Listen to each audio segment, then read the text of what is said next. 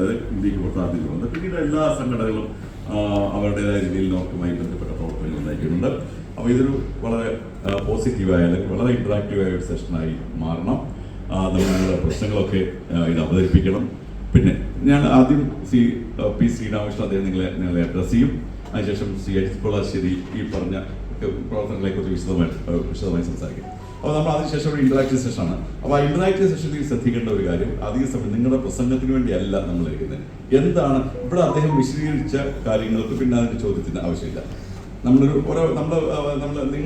അതല്ലാതെയുള്ള പ്രശ്നങ്ങൾ അവതരിപ്പിക്കുകയും എന്തെങ്കിലും സജഷൻസ് ഉണ്ടെങ്കിൽ എന്തൊക്കെയാണ് സജഷൻസ് നിങ്ങൾക്ക് മുന്നോട്ട് പോകാനുള്ള സജഷൻസ് വെക്കുകയും ചെയ്ത് വളരെ ക്രിയാത്മകമായ രീതിയിൽ മുന്നോട്ട് പോകണം എന്ന് അഭ്യർത്ഥിച്ചുകൊണ്ട് ഞാൻ എൻ്റെ വാക്കുകൾ ഉപസംഹരിക്കുന്നു. നിങ്ങളെ അഭിസംബോധന ചെയ്യുക സമാരാധനായ ശ്രീ പി ശ്രീരാമകൃഷ്ണനെ ഞാൻ ക്ഷണിക്കുന്നു. നിങ്ങൾക്കറിയാം, ഈ നോർക്ക റൂട്ട്സിന് 2 വൈസ് ചെയർമാനുള്ളത്. ഒന്ന് ശ്രീ എം എ യൂസഫലിയാണ്, പിന്നെയുള്ളത് റെസിഡൻറ്റ് വൈസ് ചെയർമാൻ, അതാണ് Shri P Sreeramakrishnan. Resident vice ചെയർമാനാണ് നോർക്കയുടെ ദൈനംദിന കാര്യങ്ങളുടെ ചുമതല, പൊളിറ്റിക്കലായുള്ള ചുമതല അദ്ദേഹത്തിനാണ്. അപ്പോൾ അദ്ദേഹത്തെ സന്തോഷപൂർവ്വം ഞാൻ ക്ഷണിക്കുന്നു.